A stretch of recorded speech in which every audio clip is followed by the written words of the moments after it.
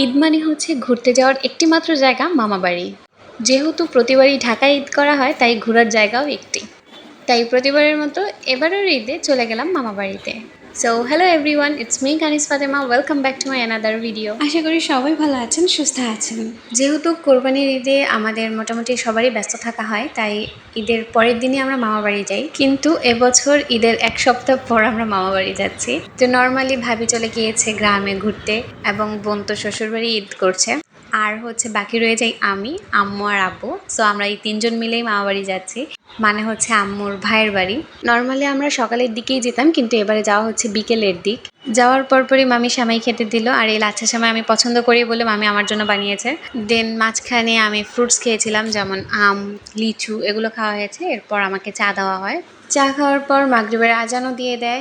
দেন নাস্তা হিসেবে আমরা গরুর মাংস দিয়ে চিতই পিঠা খেয়েছিলাম। দেন খাওয়ার সাথে সাথে রেডি হয়ে বের হয়ে যাই, কারণ হঠাৎই আব্বুর একটা কাজ পড়ে যায়। যেহেতু প্রায় 8টাই বেজে যাচ্ছিল, তাই আমরা দেরি করিনি, আমরাও চলে এসেছিলাম। আর রাতের জন্য মামি হচ্ছে গরুর কাচ্চি রান্না করেছিল, যেটা আমাদের সাথে করে দিয়ে দেয়। এই তো এভাবেই কেটে গেল আমার সুন্দর সাদামাটা একটি দিন। আর হ্যাঁ, যেহেতু খুবই বোরিং ছিলাম তাই একটু ভিডিও করেছিলাম, এবং সেই ছোট ভিডিওটাই আপনাদের সাথে শেয়ার করা। আশা করি সকলের ভিডিওটি ভালো লেগেছে। ধন্যবাদ সবাইকে। নতুন আরও একটি ভিডিও নিয়ে আবারও হাজির হয়ে যাবো। সে সময় পর্যন্ত সকলে ভালো থাকুন, সুস্থ থাকুন। আল্লাহ হাফেজ।